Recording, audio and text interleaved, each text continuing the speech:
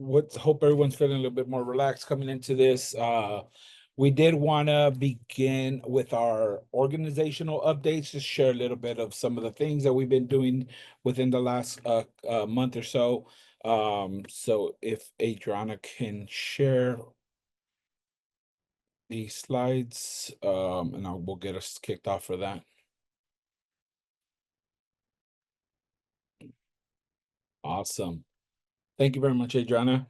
So one of the things we did want to highlight, at the end of last month, one of our goals with IJ this year is really bringing the more in-person community events. This we showcase here was one of our uh new event for the year, the civic engagement workshops. This one was from the Root Community Organizing. So it's essentially, for those who are not familiar with Initiate Justice, we're breaking down a lot of the tools and so the materials from the Institute of Impacted Leaders for our community members who cannot dedicate the 12 weeks to the Institute of Impacted Leaders. But it's also just a place for community members to come and build space with one another and network with one another, learn from one another.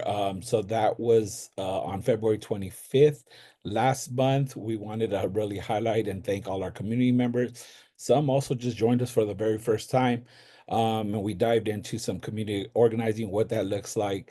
And then we had actually a breakout activity. You see some groups broken out into, some people broken out into groups there. And we kind of came up with like a strategy and plan for certain things that are going on in our community and what, just so they can get an idea of what that looks like and how we all can do it in each of our communities. Go to the next slide. This one I'm still riding the high of, and y'all will hear about our bill AB 247 by Assembly Member Isaac Bryan.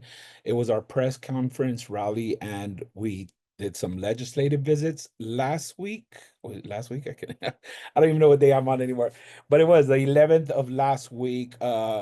So we were joined by about 13, 14 members, some members for the very first time. Some of our organizers showed up, some co-sponsors of the bill, and also, as you can see there through the slide, so our bill was heard in the Public Safety Committee, um, where we had two community members or partners testify in regards to increasing wages for incarcerated firefighters. Um, there you could see the amount of people that walked up and supported our bill. Again, those are people from our communities, from all our communities, from our co-sponsors, our partner organizations and things of that nature. It was such a powerful event. After we held a press conference with Assembly Member Isaac Bryan, you see there at the bottom right. And I would like to say that our bill passed the Public Safety Committee with 7-0 votes, unanimous support, bipartisan support. They also wanted to say, like, they also said that that was one of the biggest showing thus far this year for for any type of bill. So really shout out to you all that showed up, the people that supported that showed up, but also the people that wrote letters in regards to supporting our bill. So really shout out to our community. Again, it takes all of us to make sure that they hear us and we could get these bills passed through the different steps. After that, we met with legislators, strategically met with legislators who all sit on either assembly side or the Senate side of the budget committees or appropriations, which is where that bill will go to next. And we'll talk about that more about that bill a little further. You can slide over to the next slide. Here's a couple more photos from that day at the Capitol, and we actually were honored as we were wrapping up the day. We were walking out, and there at the bottom right, you see our amazing freedom fighter, Dolores Huerta, who took a picture with us and wanted to make sure to capture that moment. But again, just really wanted to highlight such a powerful event to kick off this legislative cycle. Next slide, please. And just a couple days after that, my colleague and I went to the Justice and Wellness Resource Fair. This is their third annual Justice and Wellness Resource Fair at Cal State University Northridge. again, where they provide services for system impacted communities. Students there, we were joined there with our sister organization, Initiate Justice Action, as you can see in our photos there, and actually and provided resources for those, introduced people to Initiate Justice. It was great to have conversations with individuals who are now seeking their college education there that were formerly incarcerated, and actually seeing our table and seeing us and we're like, hey, I remember getting your newsletter. So that was so amazing to just connect with folks, and show them how they can stay connected with us while out here. And we had the privilege of running into some of our past graduates of the Institute of Impacted Leaders. They're showcased there in some of those photos. So again, just another powerful event, just being in community, sharing the work that we're doing to Initiate Justice, how they can join us, how they can continue to support the work that we're doing. And with that, I'll actually pass it over to Brianna, who has our last organizational update. And yep, thank you. Yes, thank you, Efrain. And thank you so much for just showing out for our community as always and just sharing this. We're just super excited to kick off the year very strong and then continue engaging in these events. So please, as we mentioned, to sign up for our updates because we're going to continue doing many of these community events and hope to have you all there. But lastly, we are doing a big revamp of our data for just making sure that we have all of our members' data up to date. So really wanting to know where you all are located so we can figure out where some of our cohorts can be, where we can have community events at, where we can reach you all at. So we'll be dropping this in the chat.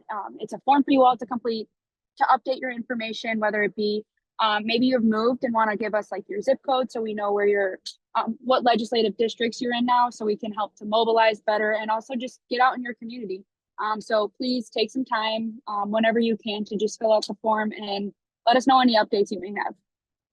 And I think that's about it for the organizational updates. And with that, we'll kind of kick off with the main event for tonight, which is unveiling our policy package for 2025. And thanks so much, Antoinette, for being here tonight to share with our community. So without further ado, I'll pass it to you. Yeah, thank you. Before we pull those slides up, just huge nod of gratitude, appreciation, and love to the entire IJ team, folks here, for all of the impacts we've had this year so far and just these first couple of months. To all of you here, I know many of you were at the Capitol with us. Some of you were at the Capitol with us last week, have been working alongside us in various coalition groups, various co-sponsor groups for our legislation, different things like that. And I see so many familiar faces. So really just want to just pause and really acknowledge that we can only do this with community. And so really grateful for all of you being here, and for us to just continue to power through this year, and remind the legislature, remind Californians, remind folks that we are still here. This work does not stop. And while things may get really trying with various other aspects of our society, things that are happening at the federal level, that we are still going to push onward and push forward, and we're going to do it together. So yeah, just huge round of applause to everyone here and to the team for sure. But we can absolutely go ahead and jump in. One thing that I will say first and foremost as we jump into this is that Initiate Justice is one organization in a large pool of advocates, of organizations, community-based organizations, advocacy organizations that are and advocacy groups that are doing this work. So today, I'm going to focus on the bills that we are co-sponsoring. But keep in mind that there are so many other organizations that we work alongside, which you'll hear us name some of them because we are co-sponsoring alongside them. But they also have other bills and their own bill packages. And so these are just 6 of numerous pieces of legislation that are going through our state legislature this year that will affect us, that will affect our families, that will affect our communities inside and out, that we should be following, that we should be supporting, and that we should be showing up for one another to move through this process. So want to start there, and we'll go ahead and jump in real quick.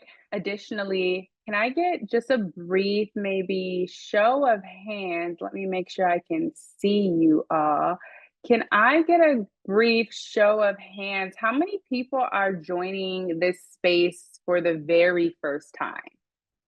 Whether it's this space with IJ or any type of like advocacy organizing space. Okay.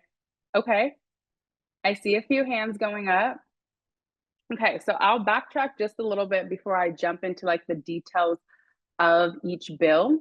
And so we can leave it on this screen for a little bit, because first I just want to kick it off with like, what are the things that are important to know? I'm not going to cover all of the nuances of each of these bills. I think my team has given me about 45 minutes. So in those 45 minutes, I'm going to try to spend only about 5 on each bill, make sure there's time for questions, and make sure we have some time to really chat about like what happens next. What else does the work look like? But what you should always know about any bill, not just initiate justice bills, but any bill that you're following or that you hear about, is first and foremost, what does the bill do and why is it important? You should also know, who are the co-sponsors? Now, not all bills have co-sponsors. Some bills are what we term as like author-sponsored, meaning there isn't a community-based organization that is necessarily leading that charge. But a lot of bills in this space do have co-sponsors. It's important to know who is sponsoring a bill, whether it's one organization or a plethora of organizations, because they will always have the most accurate and up-to-date scoop on this bill, or the most accurate and up-to-date information on that particular bill. That is who you want to lean to when you have questions. That is who you want to lean to when you have concerns. That is who you want to lean to when you want to know how to best show up in support of the bill. So these bills that I'll talk about that you see on the screen here, these are going to be all the bills that Initiate Justice is co-sponsoring this year. So you can reach out to us to find out what exactly is the bill doing, why is it important, who else is supporting it, etc. So those are some of the things you'll want to know. Additionally, the legislative process is really complex, but you should try to always know, like, where is the bill at in the legislative process? And at Initiate Justice, we have a couple of resources that are available to you to sort of be able to follow that process. The first one is a video on our YouTube that details the entire process. Please share it. It is also available in Spanish as well, so I'll drop that link into the chat. But definitely encouraging you to like get familiar with what the process looks like, so that when we say a bill's in Assembly Appropriations or the bill's in Senate Public Safety, you know what we're talking about, because you should always know kind of where a bill is. Most bills go through, well, not most bills, all bills go through a policy committee. Oftentimes for our bills, it'll be public safety. Then they go through appropriations. Not all bills go through appropriations. This is the committee that talks about the money. How much will the bill cost the state to implement? Can the state afford it? Do they want to invest in this thing? And then the bill will go to the floor. And it does this in both houses, starting with the house where the bill originated. So that's just like a very quick snapshot. If you're new to this space or new to organizing or new to statewide advocacy, I would highly encourage you to check out those videos that I dropped into the chat. And then I named that you should know like what the bill does, who the co-sponsors are, and where is it in the process. And sometimes you can find this information on Ledge Info. So I just dropped another link, and I should probably label these actually. Let me do this real quick, edit how to use Ledge Info. You should also get familiar with using Ledge Info, because all of this information is on Ledge Info oftentimes. And so we also have a video on our YouTube that kind of walks you through where you can find what information on Ledge Info about a particular bill. And then what was the last thing that I also wanted to cover? about, oh, you should also, obviously, and I know Adriana talks about this a lot, you probably hear from every person on the IJ team all the time, but you should know who your state legislators are. Who is your assembly member and who is your senator, for a myriad of reasons. They might be the one authoring the bill. They might have a seat on the Public Safety Committee and they're making the first, one of the groups to take the first vote on the bill. They might sit on appropriations. But nonetheless, when the bill gets to the floor, every single legislator has a vote on it. So you should know who they are. And we also have videos on YouTube for finding your state representative. So how to find your state rep is this video. So just wanted to share those quick resources because I've seen a few hands of folks that are kind of new in this space and may not know that we have these resources available. Team, real quick on a brief sort of overview of like resources we have available so folks can follow along with this conversation or like go back and refresh. Is there anything that I'm missing? I don't think as of right now, and we'll also be sure to share these resources in the recap email as well as the monthly newsletter too, so we can just double down and make sure everyone has these resources. Awesome, thank you so much. Okay, so back to our bills. I'm going to talk a little bit about each bill. I'm going to focus mostly on like what it does, why it's important, who the co-sponsors are, where is it in the process. Other things that I may or may not cover given time that you should always know about a bill are like who exactly is it going to impact? I mean, our bills we're talking about public safety, and if you ask me, public safety impacts everybody all the time. But who exactly is the bill going to affect or directly impact? Who's supporting the bill? Who's opposing the bill? Will the bill cost money to implement?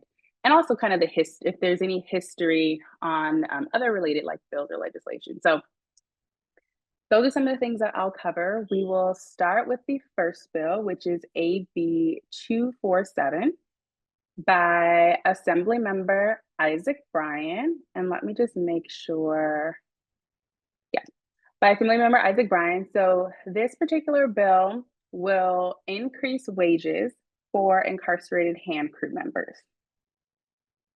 This is the one that Efrain mentioned. It's already making its way through the legislative process. Last week, it passed Assembly Public Safety unanimously with bipartisan support.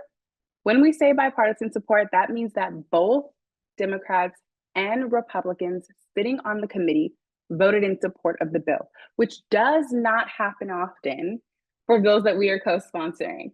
And so, huge win. Currently, as the bill is written, it'll increase the hourly wage that incarcerated hand crew members are paid while they are actively fighting a fire to $19 an hour. Something important, I'll go into a little bit of the details in a minute, but the next step for this bill is going to be the Assembly Appropriations Committee.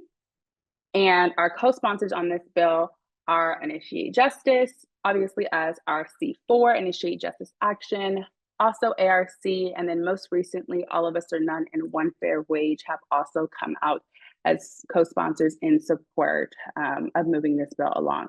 We're also considering the Michelson Center, but have not confirmed them as co-sponsors just yet, but I think they have expressed interest.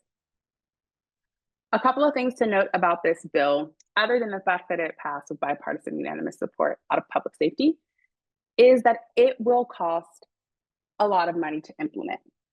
So for this bill, and that's why I have the $19 an hour, they're highlighted in yellow just to keep in mind, because that is what the bill is currently identifying as the wage.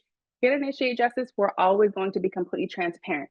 Bills can change all the way through the process at various stages. So just keep in mind that while this is the number today, it may not be the number at the end of the process, but that is the goal, right? And I say that because this bill also requires a second piece, which is budget advocacy. So in order to not just pass the bill, but also in order to ensure that the bill is implemented fully, we have to secure approximately $30 million in the state's from the state's general fund that would come from CAL FIRE, not CDCR, so it wouldn't increase CDCR's budget. Want to make that very clear. To make sure that the bill is paid for, essentially, by the state. So that's something to keep in mind. So that's another piece of this bill that not all bills require, but this one does, and it's vital to the bill's success. So that is also another piece that we'll be doing advocacy around. That means we're talking to our assembly budget leaders, our Senate budget leaders, and one positive thing is that the budget request that we've already submitted was signed by, I think, 19 assembly members. And so we have a large amount of support, and it's making sure that our budget leaders will approve it in the state's budget. Also wanting to name that the bill was supported by over 40 organizations, and our only opposition is from the Sheriff's Association. We do often get opposition from the Sheriff's Association, the district attorney, so that's just something to keep in mind. Like I said, we should know who's supporting the bill. We should also know who's opposing the bill. And so that's sort of the brief update or information about this bill.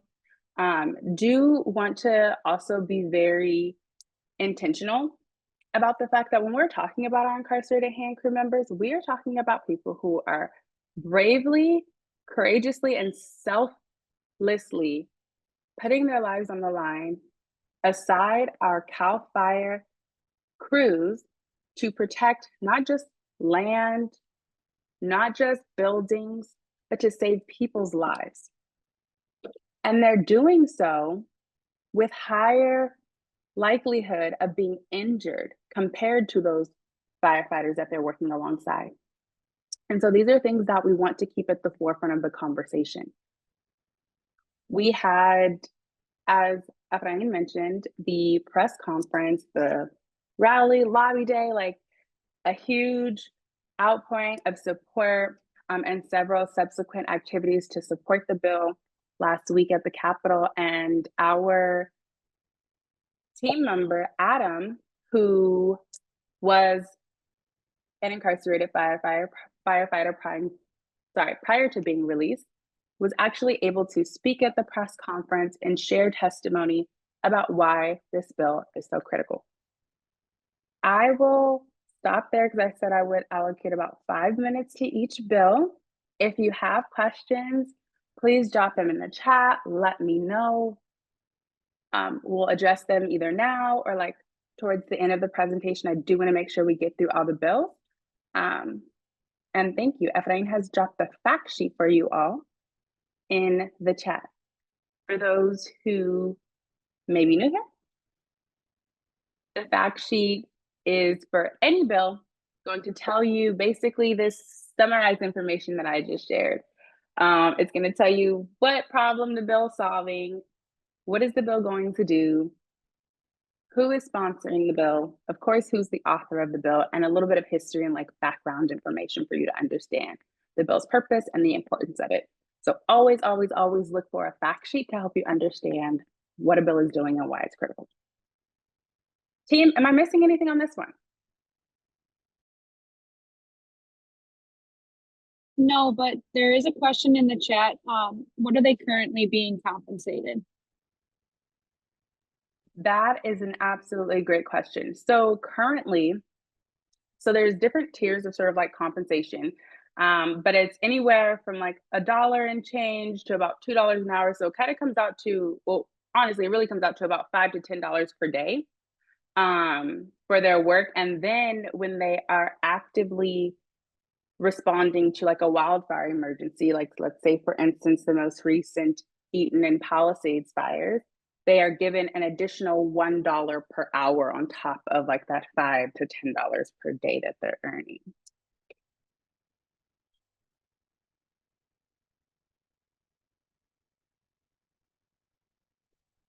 Yeah, it's an extremely low amount of, I hesitate to even call it compensation. But yes, Jerry, it is significantly low. And this is why the bill is so crucial. Okay, we can move along to our next bill. Our next bill is Assembly Bill 622. And this one is authored by Assembly Member Ash Kalra. So this bill is called the Rehabilitation Recognition Act. And what it will do is it will essentially reaffirm CDCR's ability to issue credits for good conduct and for completion of like educational and other programs to people with indeterminate sentences, therefore allowing them to advance their minimum eligible parole date and be eligible to go before the parole board. Indeterminate sentences, those are people who are not sentenced to a fixed term. So as opposed to someone being sentenced to say 5 years, 10 years, etc., they're sentenced to maybe 10 years to life, 15 years to life, 25 years to life. They are sentenced to, they have a sentence that is not a fixed term, and it is essentially can be up to a life sentence. So this bill really originates as a response to the CJLF versus CDCR litigation that some of you may or may not be familiar with. Thank you for dropping the fact sheet, Adriana. If you are not familiar with it, here is an informational sheet on that case and like what it did and why it's critical. But essentially, what happened was for the past several years, CDCR has had the ability, and there's been different pieces of legislation that have further advanced this, but CDCR has had the ability to issue good conduct credits and credits for completing different types of programs, such as educational programs and rehabilitative programs. And for people who have indeterminate sentences, what was happening is the earliest date at which they can go before the parole board would be moved up based on earning those credits.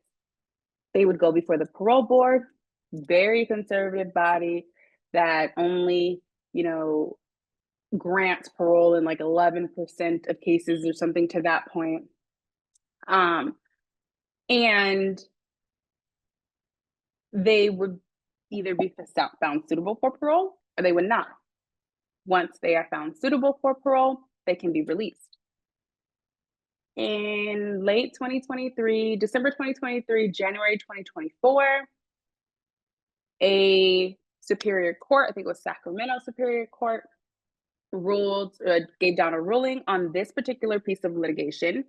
And since then, people whose minimum eligible parole date was advanced and they went to the parole board and they were granted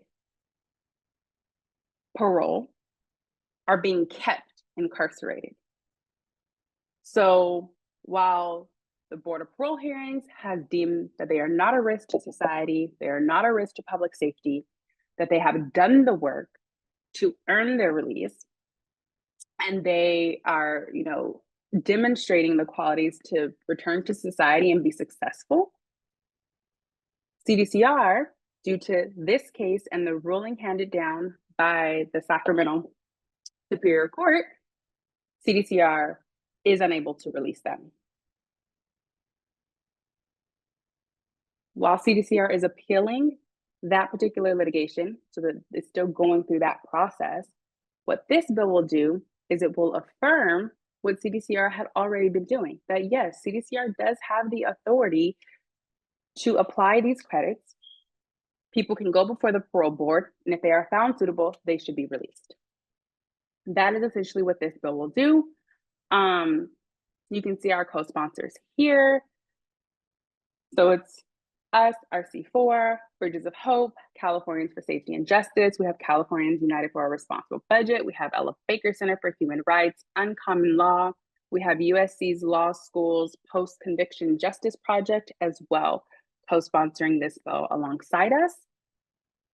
And I see a question in the chat. Flower, we do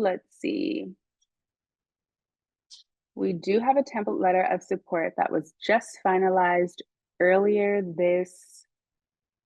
Oh, Adriana, you've got it. Yes, it's that one. That was just finalized earlier this afternoon, actually, that we can share and that your organization can submit to the legislature.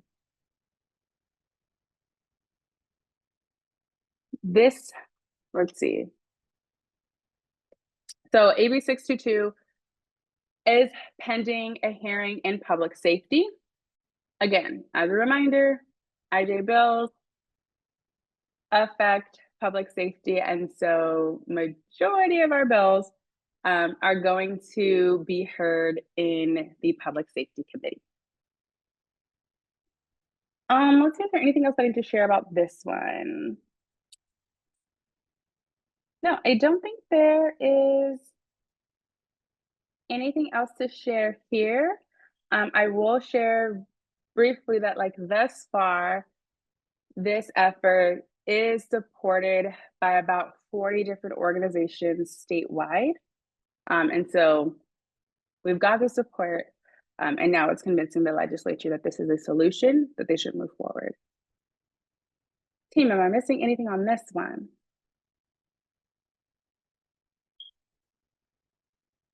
I would say no, just stay tuned. If you're not a member already, sign up to do so, as we'll be having call to action for all these bills, and we'll need everyone's support here. So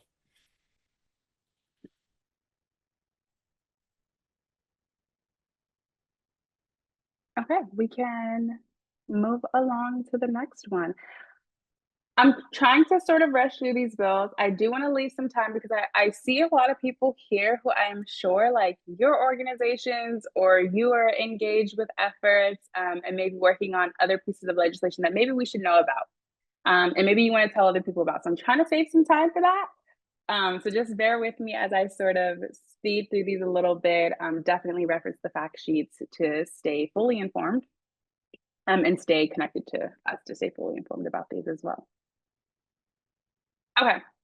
AB 812 by Assemblymember Josh Lowenthal. This one is reconsideration for incarcerated firefighters. So what it will do is it will instruct or like authorize CDCR to recommend incarcerated firefighters to the courts to be considered for resentencing and allow incarcerated firefighters to petition the court to be considered for resentencing. The reason why I have sort of bolded and highlighted this piece here is because, again, like I said, at Initiate Justice, we want to be completely transparent about everything. We imagine that if the legislature takes up issue with any portion of this bill, it could potentially be that piece. And so making sure that like as an organization, we're always going to aim for and fight for the bill that is going to have the most impact, that's going to affect the most amount of people. Just want to be transparent about like what things might sort of raise alarms for the legislature that we have to be like really intentional about. And we imagine, and also based upon like some conversations with CDCR, we imagine they may have concerns with that piece. But nonetheless, this one is sponsored by Initiate Justice. It is scheduled to be heard in Assembly Public Safety on Tuesday, March 25th. So we'll talk a little bit later about some of the things you can do to like help to support. This is a very tangible, immediate one. If you are in or near Sacramento, join us at the Capitol next Tuesday, the 25th. If you are not and you're in LA, and I know the team will share about this, show up to our IJ office and kind of watch the public safety hearing from afar. But also, if you work with an organization, work for an organization, and you are able to either submit a support letter on behalf of that organization, or you're able to at least get in contact with, or you have a relationship with the person who does voice formal support or opposition for legislation, please share with them this bill. Reach out to us for a template letter of support and see if your organization can submit one. It would need to be submitted by tomorrow, 3 p.m. So we've got a short window left here. But if your organization has not submitted a letter of support, highly, highly requesting that folks support this bill. So a couple of things to be clear of is that California courts under Penal Code section 1172.1 now, it's 1172.1, already have the authority to revisit sentences at the recommendation of like CDCR, Board of Parole hearings, the district attorneys, the attorney general. They already have this authority. This bill simply expands that particular tool. It provides an opportunity for incarcerated firefighters to be recognized for that service and for that to result in their ability to be considered for resentencing. Please bear in mind, this bill does not actually confirm or ensure resentencing for incarcerated firefighters because that decision is made by the courts. The courts will ultimately look at a sentence and determine, hey, is this sentence so extreme that with all of the laws that have passed today, it would not have even been handed down today? Or is this sentence no longer in the interest of public safety for us to continue to incarcerate this person? So that's the decision of the courts. We unfortunately can't put that into law, right? That is an automatic resentencing. But what we can do, if this bill is passed, is create a process by which incarcerated firefighters can be considered to be resentenced. Again, I mentioned this earlier, but these are incarcerated people who are serving California alongside our firefighters with bravery and selflessness, and oftentimes during California's most devastating wildfires, like the recent Eaton fire and Palisades fires, were deemed two of the most devastating in California's history. Our incarcerated CAN crew members, they showed up, and they always show up. And so this is in recognition of that service. Currently, I think there are less than 2,000 people in the fire camps, and so that's about 2.2% of CDCR's population, or less than 2.2% of CDCR's population. So in terms of like who would it impact, that's a little bit of context on this bill in particular. And if there aren't any questions, or I keep asking my team, did I miss anything? Because as a reminder, like, we certainly are experts of our own experiences and we have a wealth of knowledge, but I do not know everything. And sometimes we forget to name things. So team, did I miss anything? Just a reminder, I think one of the things that I love that Isaac Bryan said last week in the press conference was really like, we show up and we show out and we repost and we reshare and we acknowledge our incarcerated firefighters, especially like what we saw in January and just throughout, right? Because in California, it's not if the wildfires are coming, it's when, they're gonna happen. They've, we've had incarcerated firefighters for over 100 years now. And it's time that we treat them like the human, the heroes that they are, right? And compensate them for their bravery, their actions, because as Antoinette mentioned, they do it selflessly. So again, just another one that I'm very excited about and really would need all our community support for. Thank you, Efrain.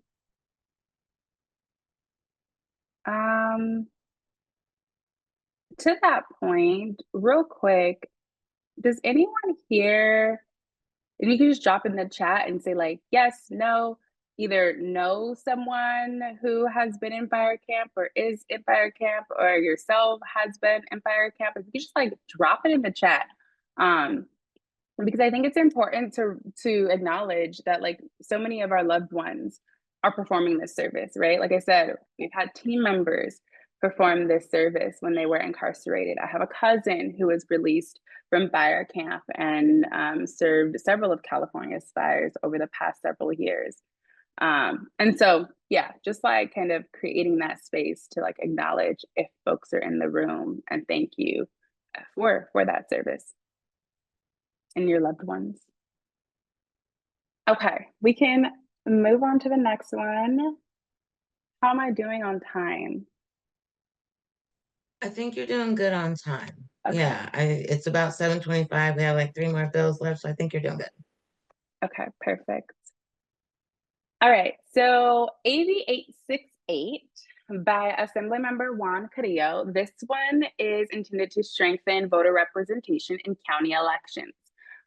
So this bill, real quick, a little bit different from some of our other bills, will actually go through the Assembly Elections Committee because it's related to our elections process. So what it will do is it'll require that county nonpartisan elections appear on the general election ballot. What happens today is for county offices like county boards of supervisors, our district attorneys, our sheriffs or coroner, sometimes the sheriff and coroner are the same thing. These seats oftentimes can be elected, or today are elected in the primary elections, and they are not required to go to your general election ballot.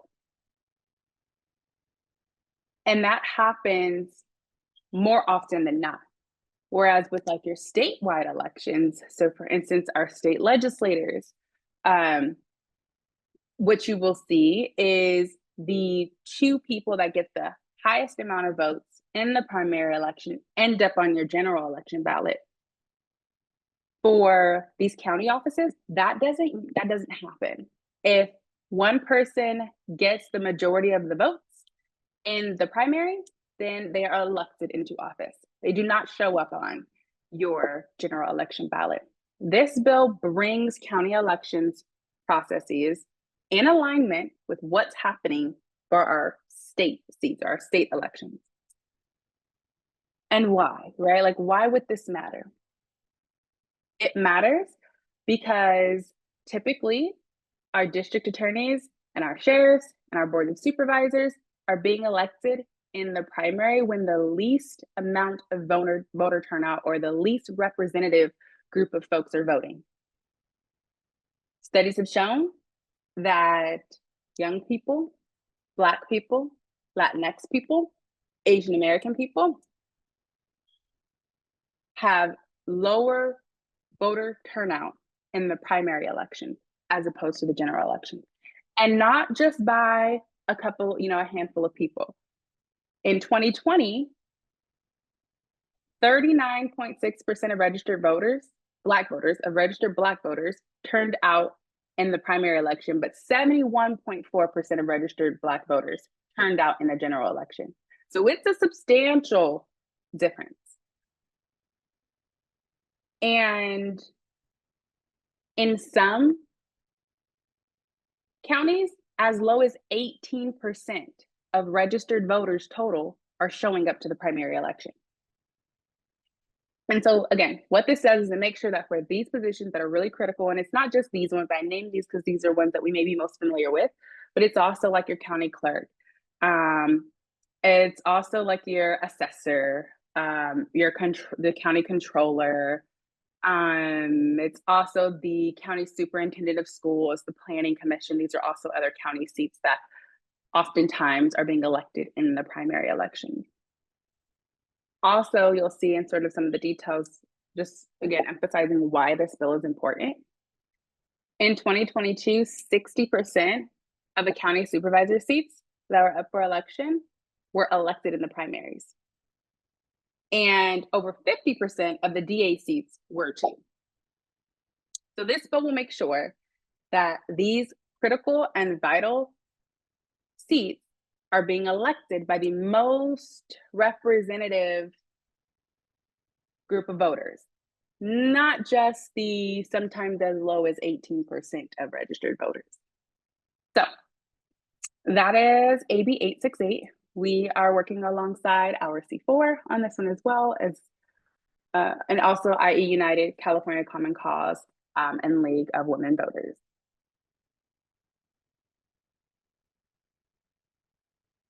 Any questions or thoughts on that one?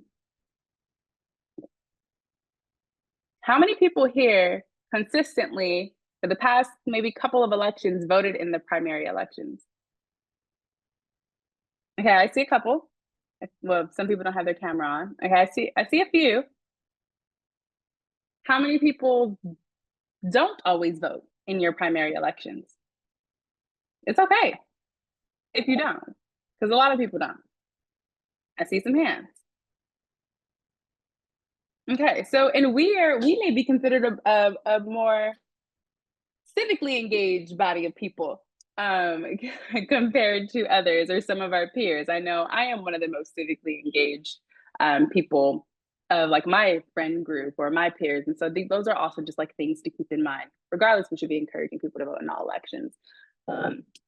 However, AB 868 will just ensure that we have fair representative elections for our county nonpartisan offices. Okay, let's see. Moving along, we've got 2 more. Is everyone still with me? Yes, thumbs up. Yeah, okay. I'm not putting nobody to sleep. No? Okay. Okay, have to do a quick temperature check. Okay, so our next bill is going to be Assembly Bill 1071, and this one is also by Assemblymember Ash Calbra. So this is our Racial Justice Act 2025, or as it's kind of formally being termed, the California Racial Justice Act Court Procedures. So before I go into like what this bill is going to do, just want to like huge shout out to our co-sponsors who've been working alongside for several years. I'll share a little bit of background, but it's not just us, but it's also California Coalition for Women's Prisoners, Ella Baker Center for Human Rights. We've got Californians United for a Responsible Budget. We've got the California Public Defenders Association, Silicon Valley Debug, University of San Francisco's Racial Justice Clinic. We've got American Friends Service Committee, and there's others who also support this work, but may not be co-sponsoring this particular bill, but have supported the work over the past few years. So in 2020, we passed a landmark piece of legislation here in California, the Racial Justice Act, affirming that discrimination based on race, based on ethnicity, based on national origin is not permitted in our criminal court system. Before 2020, there was no mechanism to challenge racial bias or racial discrimination in the courts, in our criminal court system. As of 2020, we passed legislation so that it was no longer tolerated. In 2021, we came back and joined some of the co-sponsors you see here and other folks to make that bill retroactive, and that passed in 2022. So prior, California had laws saying like, you can't be discriminated against when you're applying for employment or in your workplace, not in restaurants, not in hotels. But now it finally says that there will be no acceptance of racism or discrimination in our criminal court system. In 2023, we came back with AB 1118 and made some technical fixes to it after following it through implementation, and have since continued to follow the bill through implementation. Last year, we attempted to improve access to the data sort of needed to prove these claims, and we weren't successful doing that. But all that to say that this started in 2020, we've been following it through implementation alongside the partners you see here, and are coming back to make some additional fixes to make sure the bill is actually achieving what it was intended or what it set out to do. So this bill will do 4 things for the Racial Justice Act, or it'll solve 4 current problems that public defenders or courts are seeing with Racial Justice Act claims.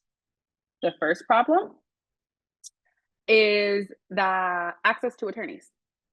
So the way the bill was written, it was supposed to make it easy for someone to request counsel for their claims. And that's not what's happening. People are being denied representation or being denied access to counsel. And so what this bill will do is it'll ensure that there's a lower sort of threshold or criteria or like to actually be able to appoint an attorney for Racial Justice Act claims. The next thing that's happening is that when people believe they have a Racial Justice Act claim or that they were discriminated against, they don't have access to the information needed to prove they have a claim when they go to file that claim. Instead, what's happening is they're being denied before they even get their time in court, and they're being denied because, hey, you don't have the information to support this claim, but also we're not giving you access to the information to support this claim, right? And so what this bill does is it ensures that petitioners actually have access to the information or the evidence needed to assert their RJA claims. The third thing that it will do is it will ensure that people are able to file post-conviction Racial Justice Act claims. Because remember, this is not retroactive, meaning if you are incarcerated, if you've already been convicted, if you've already been sentenced, you can still get back to court to have a Racial Justice Act claim heard. And that's if you were discriminated against in any stage, whether it was the charging stage, whether it was through your trial, whether it was through your sentencing. And so since this is retroactive, this particular piece of the bill will make sure that people are able to file a Racial Justice Act claim without expending their habeas petition. So for some people, filing a habeas corpus petition is like their kind of last opportunity to get their case back in front of a judge. They've gone through their appeals process. This is their only opportunity. This bill, if passed as written, will ensure that people do not have to use that petition in order to get an RJA claim heard in the courts. The fourth and last thing that this bill will do, or the last problem that it will solve, is around remedies. So today, even when an RJA claim has been proven and the courts have found that, hey, yes, there was a Racial Justice Act violation, you were discriminated against on the basis of ethnicity, of race, national origin, etc. Even after that happens, today, some courts aren't actually providing remedies that match the magnitude of that violation. And so what this bill will do, because the whole goal of the Racial Justice Act was that people would actually be remedied for the harms that were caused by the Racial Justice Act violation. So this bill will make sure that judges know, it'll clarify what their options are for remedies, and it'll also make sure they have more options for remedies, such as dismissing enhancements, special circumstances, reducing charges, or imposing a lower sentence altogether. A couple of things to name is that this bill responds to recommendations from California Supreme Court justices, which have recommended that the legislature clarify some of these things. It also, again, it builds on the RJA, which was originally supported by over 100 organizations.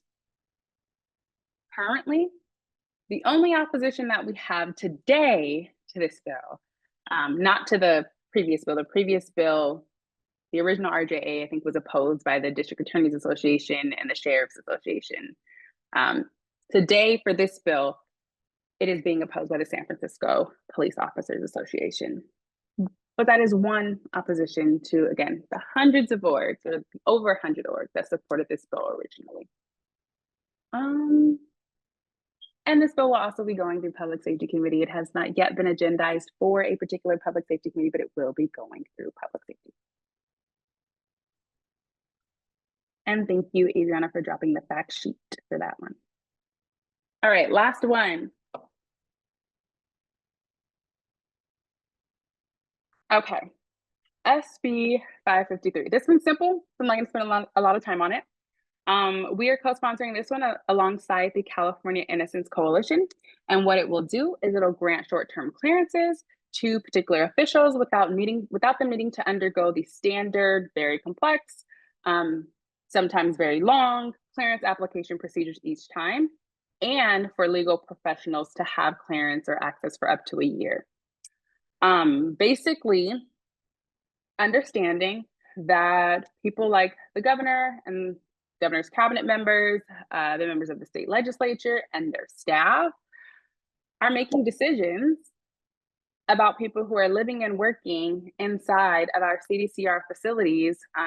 And so they should have access without having to go through a very complex and sometimes uncertain process that is not streamlined. It's supposed to be, but it's not necessarily streamlined across all institutions. We know here at Initiate Justice how difficult it can be to get clearance. You may get clearance at one institution, and then another institution will deny you for some reason. You may get clearance one time you submit an application at an institution, and you can submit another application at the same institution and get denied. And so at a later time or at some other time. And so this makes sure that people who need to have access to our CDCR facilities.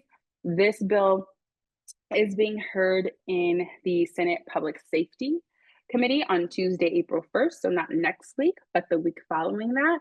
So again, when we're talking about things that you can do to support, if you are in Sacramento, and there are other ways if you're not in Sacramento, and I know the team will talk about those things, but if you are in Sacramento, join us on Tuesday, April 1st. If you are not, but you have an organization that would support this bill, submit a letter of support. And for this one, you have until next Thursday at 3 p.m. to get that support letter in and reach out to us if you need a template or a sample support letter for it. But we would really appreciate support from the community on this bill as well. And yes, I will close out that one very short and sweet. Flower, the next one's at 8:30. The one on April 4th, let's see what time it is at April 1st, sorry.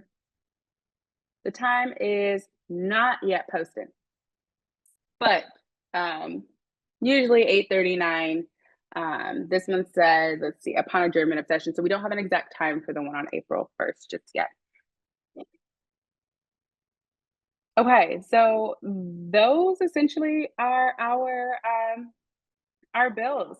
One thing that I will name is, again, where these bills are in the process. Most of them are have gone through like 247, the Public Safety Committee or their first policy committee. So for our election related bill, that's going to be the Elections Committee. And then from there, they will go to appropriations.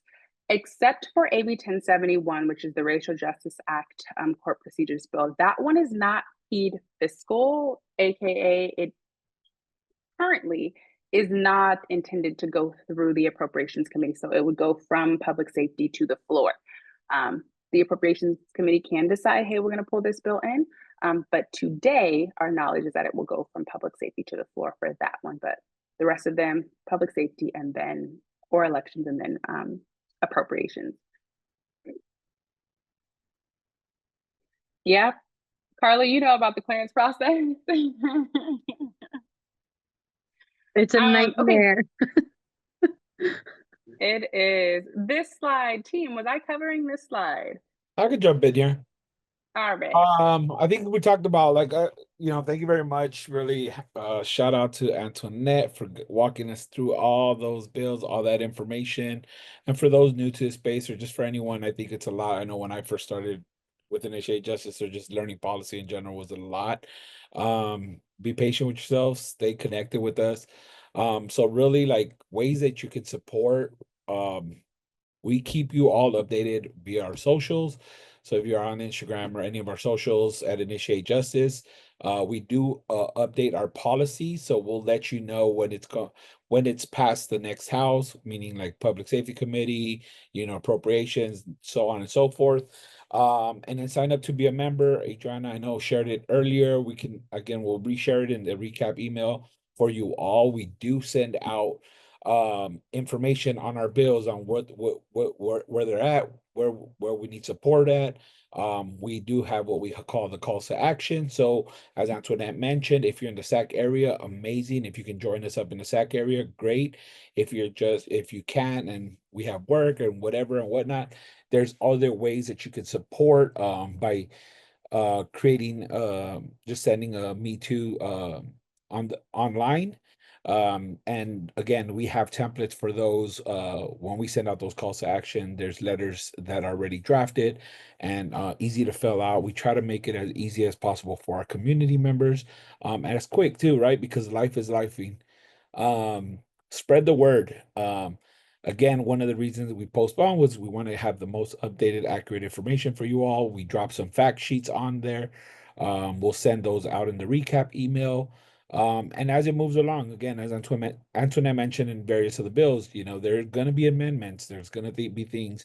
One thing I will say that we at Initiate Justice, we hold that line. We don't want them to water down our bills. We don't want them to change our bills so they, inadvertently affect some of our other communities while helping some things of that nature. We want to make sure the way we draft the bills are gonna be put out as we intended. Again, one of the examples is the RJA. We've been working on it for years and we continue to follow up. Sadly, it's like they want to interpret it the way they want and they want to make it tougher for us, but hey, we're still there. We're going to follow them. We're going to come back. But yeah, just have that information. And again, by staying connected with us, you'll have that. And then get empowered. You know, build these relationships. As we mentioned earlier, you know, start building these relationships with your local state assembly member and senator. You know, first, most important thing, learn who they are, right?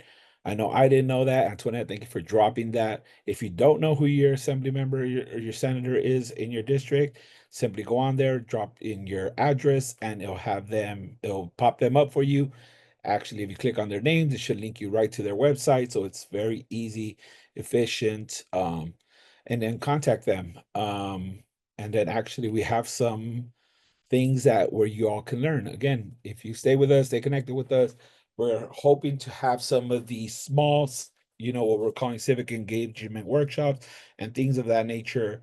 To have that, we're also gonna do some lobby visits, which I could actually stop sharing here.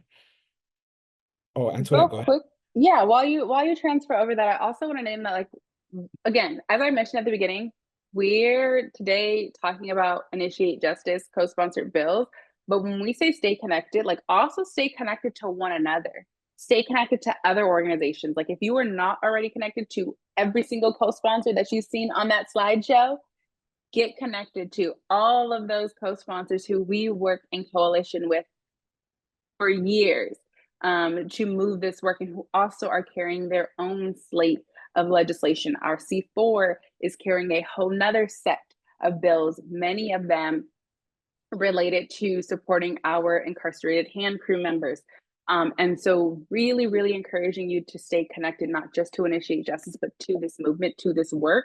Something that I didn't talk about today that I'll just like briefly name is, like, we have our co-sponsored bills, but we are also tracking and following hundreds of other pieces of legislation, some that are also good, some that are bad and that are harmful to our communities and that are going to undo some of our progress. And so another important piece about knowing who your legislator is like, your legislator might be sponsoring some legislation that would actually harm our community. Or your legislator might be sponsoring some other piece of legislation that would actually support our impacted community members. So it's also knowing, like, who they are and what bills are they authoring this year or in future years. And so I think that's something to keep in mind. And I'll also just like ping for those who do not know, Carla is one of our outside organizers. And I know, Carla, you had mentioned a bill that we're also following that is a harmful bill. So if you can please drop that information in the chat for our community, if you can drop like maybe a one-liner real quick verbally for folks to keep in mind. But if anyone here has other pieces of legislation that our community should know about, like, drop the bill number or the ledge info link or the fact sheet in the chat real quick so we're all staying connected. I love that. And I would say this, if you think the opposition is not doing the same and having these meetings and staying connected with one another, they absolutely are. And I think that's why it's so important for us to continue to do that and build upon each other and build together, at the end of the day, to take care of our communities and take care of ourselves. Any questions real quick? I just want to say, in regards to the bills, if there's any bill in particular that you're excited for, want to get involved with, feel free to drop it in the chat, let us I know know. Jason just dropped a question real quick since you're mentioning questions at Yes. Efrain, and wondering, it says, are there senators that we should be talking to? And if I'm understanding this question correctly, then yes, there are senators you should be talking to. First and foremost, you should be talking to your state senator, so that represents the district that you are in. You absolutely want to be connected to your state senator. But then additionally, so we talk a lot about public safety. You should know the senators that sit on the Senate Public Safety Committee, which I will drop here. And then for assembly, same thing. You should know who your assembly member is that represents your district. Follow that Find Your Rep link that I dropped in the chat. But you should also know the assembly members that sit on the Public Safety Committee. I say that because these are the people who have the first vote on different bills. But if you are concerned about other things like education, like housing, like healthcare, like small businesses, etc., there are a plethora of different types of policy committees where a select group of senators in the Senate House, assembly members in the Assembly House, sit on that and are sort of like the I won't say necessarily the experts because we're the experts of our own experiences, but they are the people who have the first vote and make the first decision on whether a particular bill that is related to that issue area is going to move through the rest of the process. And those go through it in each house. They go through it in the Assembly and also in the Senate.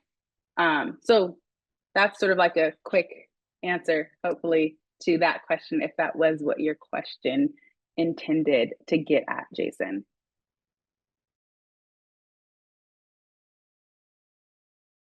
Yes, very great question. Great question with that. Any other questions?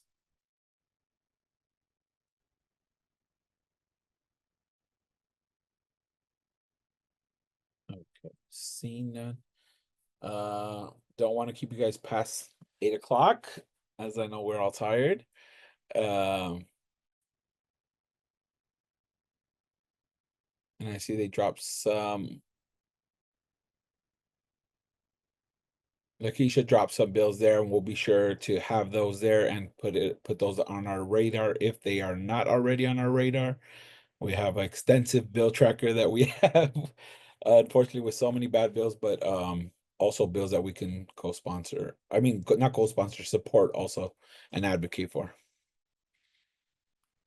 So with that, for those of you that's your very first time, I do invite you all. I know it's only within a couple weeks, April 2nd, our next monthly community meeting. We're aiming and hoping to do a hybrid model. So in person and also virtual. It's going to be in person in our downtown LA office. And actually we will be doing like a training on building relationships with your legislators. So those of you all for here for the first time, or those that have never done don't have that relationship, and we'll talk about some of the importance of having those relationships with your reps, how to do it. You know, we're going to be doing all those type of things.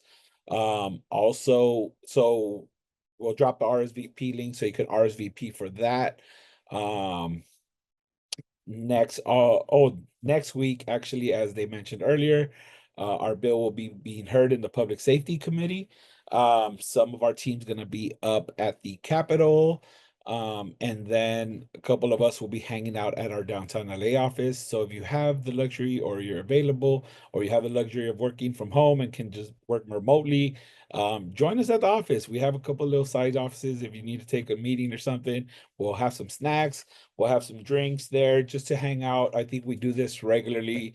A couple of the team members and I, we just sit there, we put it on our boardroom on the screen, and just open up some conversations. You know, there's some people, one of my friends was asking me today, the different steps of that. I was like, come hang out. This is a perfect time for you to come hang out. You could ask me that question there, and we'll talk about it, like the different steps, some of the stuff that Antoinette was mentioning. But again, just wanted to open up for the community member. The address is there. If you're in the Sacramento area, join Antoinette and Adriana will be out there, so connect with us. But yeah, let's react together. Yes, because we do react to some of those, a lot of those. Um, Another thing I'll also say is save the date. Um, we're gonna be having our second annual Mother's Day brunch. This is something that we're gonna continue to have on Saturday, May 10th, celebrating our community and the impacted mothers. So please be sure to save that date for May 10th. There'll be more information coming soon with that. Where the team is working hard behind the scenes and trying to get that together. And if you never had a meet and greet with your state reps, stay tuned. here at the IJ team, along with some of our outside organizers. We're going to be coordinating spring meet and greets with state reps. And just so you're all aware, what a meet and greet is, it's more low key. It's just really getting to know your state senator or assembly member. We won't be talking about IJ bills. We will be talking about ourselves, our stories, what impacts, what we're passionate about, what we want to see in our communities, things of that nature. Again, there's prep sessions that will be had. You will have a team lead, things that you will be in good hands. Let me just say that, you will definitely be in good hands, and we are here. We'll never throw our community members out there on the fire line, without any guidance and support. Most importantly, I want to say that. So just know, so stay tuned for that. You all will be getting emails. And they dropped all of our emails there, Adriana and Brianna, myself, and Antoinette, for any questions, concerns, anything that might come up, any bills that y'all hear about that y'all want to flag, feel free to, email us, connect with us, stay connected. And with that, I think, finished with 4 minutes left. We have a couple minutes, but anything else that the team wanted to add that I missed, maybe? I think you pretty much covered all the stay tunes and upcoming events, and it's gonna be a good busy year, y'all. So stay tuned, follow us on socials, and just show up and fight along with us, and we'll fight along with you, and we're gonna see all this stuff through to the end. And I can't wait to see where all of our bills are at come our mid-year update in the middle of the year. So I'm just looking forward to seeing how things go. But thank y'all so much, and I appreciate y'all for hanging out with us tonight. I did want to say one thing. I know next Tuesday, I know we have there 9:30 to 3, the meeting scheduled to start at around 9-ish, 9:30-ish. They usually start about that time. You don't have to stay for the whole time. If you want to drop by, if you have an hour to stop by and swing by and say what's up, stop by. We're not gonna be like, no, you cannot leave until 3 o'clock. No, but just stop. Also, heads up, this one is actually starting early. It's supposed to start at 8:30. We'll see if they start on time. But I They think this never is start on time. this one is supposed to start at 8:30. So yeah, let's see if we get started on They have a time. new It's chair, so maybe an they will start amazing new on time. chair. An He's really amazing new good. chair He's fabulous. I like it. I love him. who rallied a round of applause for us last week in public He safety. did. I Yes. don't think we've ever gotten a round of applause. So shout out to everybody doing the work for sure. Yeah, Thank you definitely. So all if you again for are, joining us. yeah, thank you. Thank you so much. Appreciate you all.